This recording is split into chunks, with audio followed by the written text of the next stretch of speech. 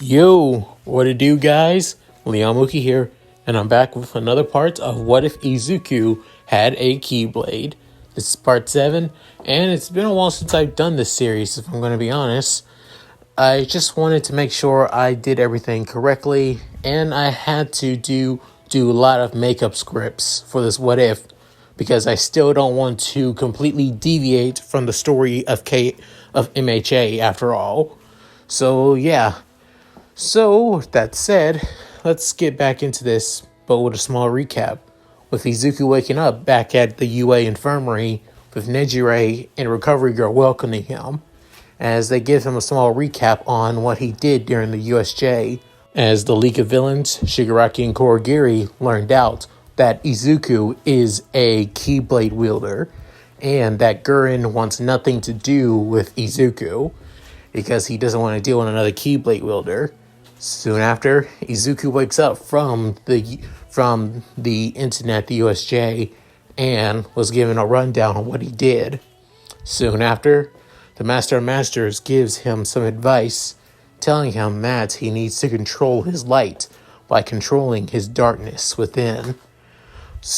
Getting this information, he plans on taking on his inner darkness So, with that said, let's get into this. Shall we, guys? Izuku is now in a deep sleep, waiting for the perfect time to wake up so he can get straight into learning how to master his Keyblade and learn how to dual wield with them. However, he begins having these visions, these dreams once again, of people he don't know, as he sees a group of people, 3 people actually. A boy with spiky brunette hair, a girl with short red hair, and a boy with long silver hair. As they're basically on an island, looking at the sunset. However, they're soon swept up and separated as they try to find one another. As the spiky brunette hair boy goes to Worlds with 2 new friends, one being a wolf and the other a duck. However, fighting against creatures that Izuku is aware of, known as the Heartless, with even closing and connecting the worlds together through their keyholes. With Nen also finding his friends once again, but one of them evil and the other is unresponsive, as he begins battling his old friend, his closest friend, and then he finally saves the other one by sacrificing his life to give her back her heart, and her doing the same in return as well. Then the spiky brunette soon fighting against a man that seemed like a pure darkness. However, Izuku noticed that this man is no normal man, is that he is a special type of Heartless after all, and was soon defeated by the Keyblade wielding boy, with soon separating from his friends once again, and then going on an adventure to find them once more.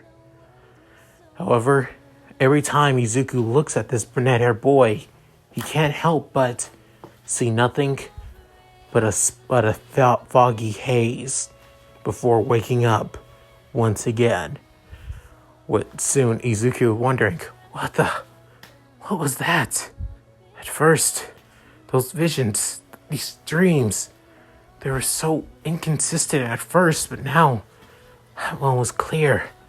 I could see everything, but that boy, who is that boy though? With then Izuku waking up as he brings out his Keyblade, his default Keyblade, as Izuku still hasn't had a name for it yet. As he was wondering, I wonder what should I name this Keyblade of mine? Maybe another time. As soon he puts the Keyblade away, and then getting ready for the day, as now he's ready to take on his inner darkness, with Izuku grabbing the coat of Organization 13 actually, with soon heading out as he tries to head to a secluded and quiet place where he knows he can go into a dark corridor without anyone bothering him or noticing him, actually. However, Izuku was being followed by somebody in the skies, somebody in the air. I wanted to keep an eye on the greenette boy, as it being a familiar periwinkle blue-haired girl, and in that of civilian clothes, though, as it being Nejire, as she continues staring at Izuku. But soon she began having memories on what she told Ryuko, with soon Ryuko saying, so he went on a rampage and basically went crazy, with Nejire saying, yes, definitely. And that's not the way that the Key Warrior acts. So, if anything, he must not have full control over his quirk, unlike the Key Warrior who does. So now do you know that Midoriya isn't really the Key Warrior, Ryuko? Seeing her young work-study sidekick, Ryuko looks down at her desk before raising it back up and having that stern look. I believe you, Nejire. I really do. However, I still need a little bit more proof. I want to see on what Midoriya is truly capable of. You have the next 2 days off at school, and I'll give you those days off from here at the agency as well. With Nejire taken back by this thing. Wait, really? You want me to just keep an eye on him? If he does something suspicious, then do so. However, if he stays at home all this time, then we have no more reason to suspect him as the Key Warrior. But if he does go, make sure you follow him everywhere to make sure that we know what he's doing. With this, Nejire couldn't help but smile, thinking that this would be the best way to clear Izuku's innocence. With soon saying, yes ma'am, I promise, I won't let you down, Ryuko. But hearing this, Ryuko couldn't help but smile at her young sidekick, saying, I'm counting on you, Nejire-chan. With then she getting out of the flashback saying, please Izuku, please don't be the Key Warrior. You're too nice to be a vigilante. With soon Izuku in a dark alleyway, looking around, making sure nobody noticed him.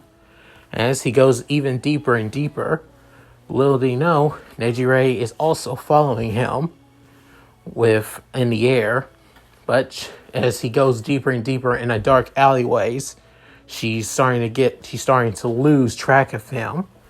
With soon Izuku putting on his black coat.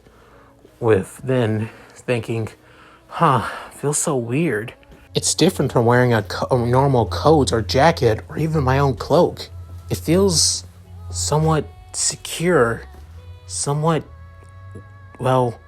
cozy, but more in a solitude kind of way. Like I want to be alone. With soon Izuku basically snapping out of it, saying, can't think like that. Right now, I need to prepare for training. As soon he places his hand up, thinking, okay, connect to the realm of darkness. Connect through the pathways between the worlds. Just need to stay in one little branchway. Couple minutes later, a dark light portal soon appears, as being a dark corridor. With Izuku was surprised, saying, ha! I did it! I did it! With soon thinking, alright, let's do this. As he puts on the hood of the black coat and soon walks in. Then it disappears. With soon Nejire was going through the same alleyway, but noticed that Izuku wasn't there anymore. And she's saying, what the? Izuku? Where did you go? As she's somewhat worried now that she lost track of him. But not because that she lost track of her target, but now she lost track of one of her kohais. With now Izuku in between the darkness in a dark corridor, as he begins walking around, wondering, so this is the darkness within it's a lot more, well, open than I thought.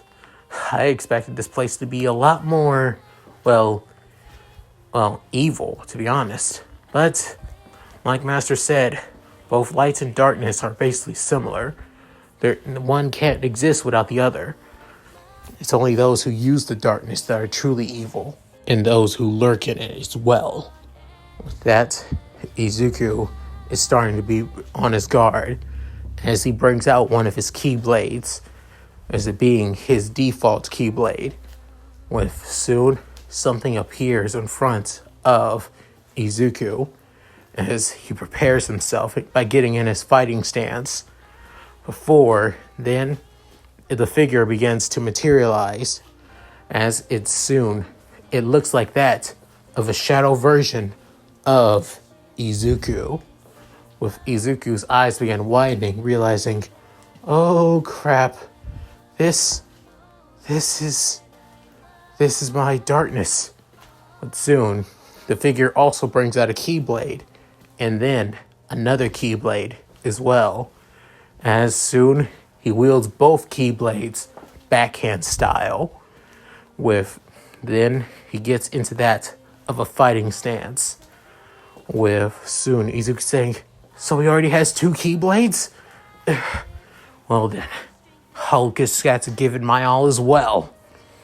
But soon, the two begin to clash within the dark corridor.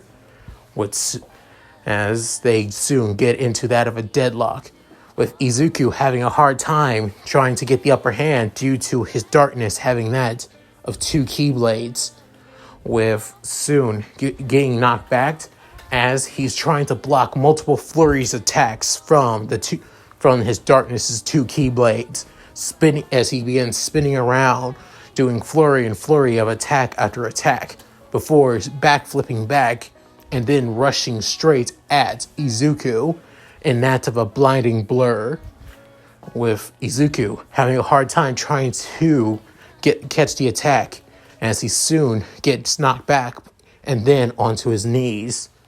Before Izuku realizes it, his darkness begins to rush back at him again before he begins to use his magic. As he says, Thundera! As soon, thunderbolts begin to rain down onto the darkness before he soon channels the light through his Keyblade once more and then rushes at his darkness as he continues doing multiple strikes and attacks, as he also begins spinning around as well before front flipping into the air behind his darkest shadow self as he was about to stab him. Soon, the other Keyblade, the Keyblade in his left hand, was able to block the attack before it was able to make contact and before he even turned around, before flipping the Keyblade on his right and then knocks Izuku backwards, skidding on his feet, with Izuku starting to get overwhelmed by the constant flurry of attacks as he's breathing heavily. As soon his darkness begins walking over, dragging his Keyblades onto the dark surface of the dark corridor, with then thinking, damn it, what am I going to do? If this keeps up, I'm never going to. With soon, the darkness begins to swarm him, consuming him through his negativity, with Izuku saying, what the? No, you can't! As then his dark self was lingering over him as he prepares to strike him down, with Izuku soon saying, no, I refuse to be taken over like this! As then a burst of light soon erupts around Izuku, as the shadow self soon stepped back as well, preparing to get into a battle stance once more. With then Izuku saying, but I won't rely on the light. I can't. Not like I did back at the USJ. I may not be able to remember. But from Nejire Senpai's recollection and even Master's explanation, I can't lose myself. Not like that again. I refuse. Then, Izuku. Soon, deep light begins to fade from his body, saying, I won't let the darkness consume me, but I will channel the darkness. I will use it as a tool for justice. It's a tool to protect the innocent. I swear it. As then, unlike before, as the darkness was about to engulf him, this time the darkness begins to erupt from him, as it begins becoming that of a wave of energy around his body, flowing around, within Izuku switching out from his basic Keyblade to his All Might Keyblade, would soon saying, I'm ready. With then, he rushes at his shadow self, and his shadow self rushes at him as they get into another deadlock, as they begin going at it at full speed and power, as thanks to the darkness, Izuku's speed and agility has been amplified 10 times more than before, as his shadow self is still able to keep up. However, thanks to All Might's Keyblade increasing Izuku's physical strength and power tenfold, he's now able to handle himself without even breaking a sweat, as they continue to strike at each other over and over again, as their strikes of their keyblades making the only sense of light in the realms between darkness. With that, they begin getting into another deadlock. Before, Izuku had a smart idea, and soon he's saying, Fraga! As then a fiery blast begins to erupt from Izuku and his Keyblade, engulfing his shadow self. Before taking this moment, he goes full force, striking at each of his shadow self at full speed and power, refused to relent one bit before finishing off with one solitary slash down, finishing his shadow self as he begins to drop the shadow keyblades onto the ground. Then the cloak figure begins to remove itself. However, the cloak figure is Izuku, but not with his traditional green hair. However, this Izuku had white hair with that of piercing blue eyes, with soon looking at his other self saying, you have done it. You have consumed your shadow. With then, he stands back up and walks to Izuku, saying, I will aid you in your goals. Your shadow will be one with you, always. Before turning into darkness and then merging within Izuku's own shadow. As Izuku begins feeling strange, as he feels like his light is being consumed, but his darkness is growing, but not in the way of it being evil or bad, but in the way of him being completely whole. He feels like he's truly imbalanced. With that, Izuku couldn't help but remove the hood of his Organization 13 coat, and then Sun couldn't help but take a huge, big relief, saying, I did it. I actually did it. I really, really did it. With soon opening another corridor and then stepping out, removing his Organization 13 jacket, and then putting back and wearing his casual clothes once again. As he soon walks out the alleyway, he couldn't help but say, personally, I feel no differently, but internally, I feel something. I really do feel like I'm completely whole. So this is what Master was talking about. Controlling the light and channeling the darkness. This is what it truly means to be unbalanced with both. With soon Izuku having his eyes closed before looking up into the sky. Before then, he begins feeling like he hears something in the distance. He feels like somebody is screaming out his name as it gets closer and closer. As he soon begins hearing it, he soon looks behind him as a person was soon rushing at him at full speed, screaming, "Izuku!" before tackling him onto the ground.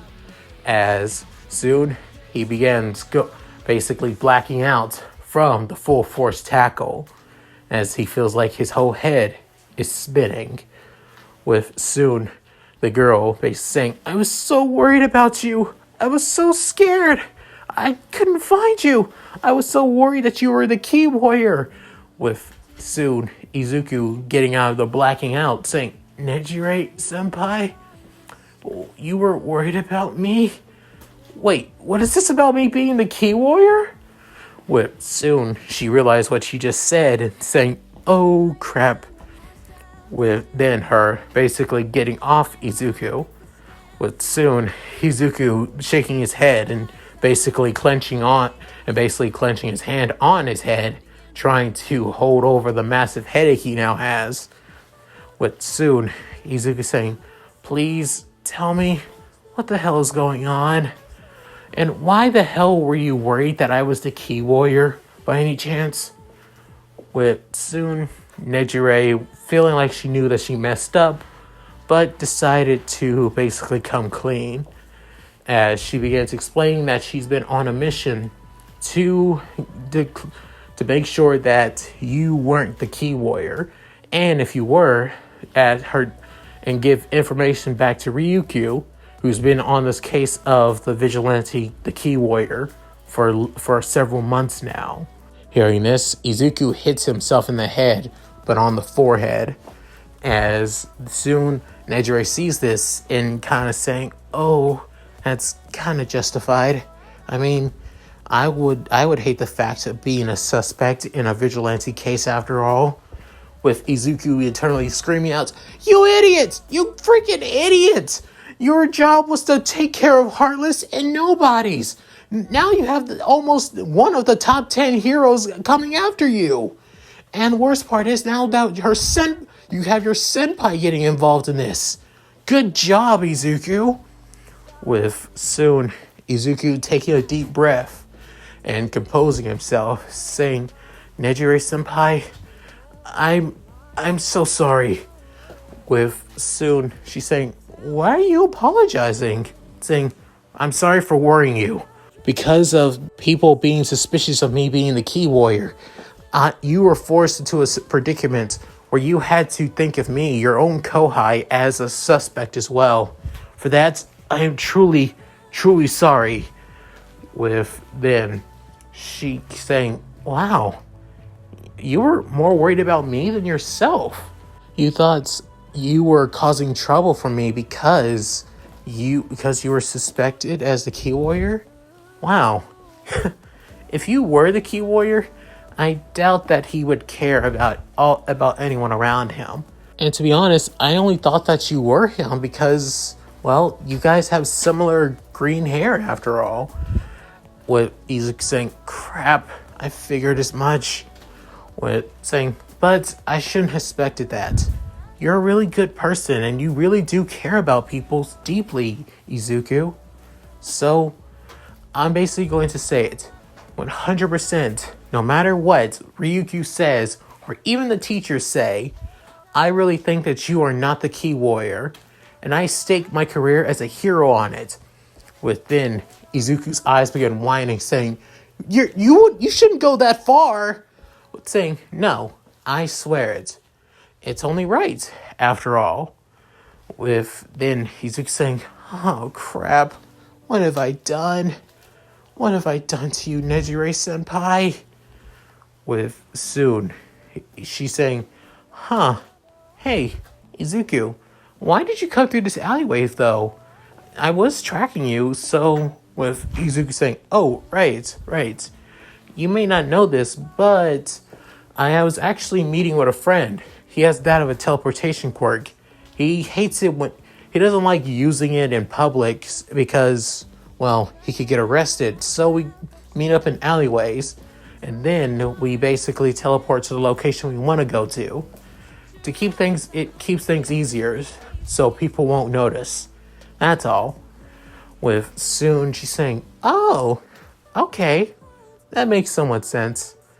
But where is your friend?" He already left. Actually, went back home.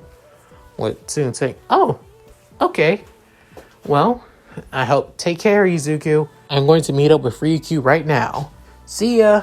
After waving the green-eyed boy away, she activates her quirks and soon flies away back to Ryukyu's agency. After this eventful day, Izuku is somewhat scared and now worried, as now he's basically involved Nejire Senpai into his war against light and darkness, as he didn't want. And now that if they find out that he's the key warrior, she may lose her credibility as that of a hero, and he doesn't want that to happen to her, not one bit. With now, Izuku has to think things through, has to think things in a more positive, in a more right way, and to find a way to make sure that people can't see his face anymore, because the green cloak that he used to wear isn't helping anymore. So what is he going to do? As Izuku begins thinking, before he soon pulls out his backpack and then brings out his black coat, as he soon puts it in front of him and begins thinking, maybe it's time for a costume change, as he couldn't help but smirk at this, as now the key warrior will now be known as a unofficial member of Organization 13 in a world of heroes. And that's it. Thank you guys for watching. Hope you enjoyed the video. Please tell me what you guys think in the comments below. I'd love to read them. I hope you enjoyed. I hope the battle between Izuku and his shadow self was that of enjoyable. Because to be honest, it was the combat that was the real problem, to be sure. And I wasn't for sure on how I would end the battle and how it would go out, to be honest. But I think I did it pretty well. Tell me what you guys think in the comments below. I would love to know what you guys think. Also, please like and subscribe and hit that bell notification to keep up to date with my other videos. Also, check out my Discord and gaming channel. Links to be in the description below, alongside my side channel where I do that's a fanfic stories to improve my writing skills. And also check out my Patreon as well. So, with all that said, this is Mooky, signing out. Later, guys. Shiro Kitsune, finish it off, girl. Hi, everyone. This is White Fox. If you liked Leon's video, click the video on the left to see the most recent one. And if you want to see more of this, click the subscribe button and notification bell and check out his playlists. If you still haven't subscribed, do so in the center. With that said, I hope to see you again on my love's channel. Bye!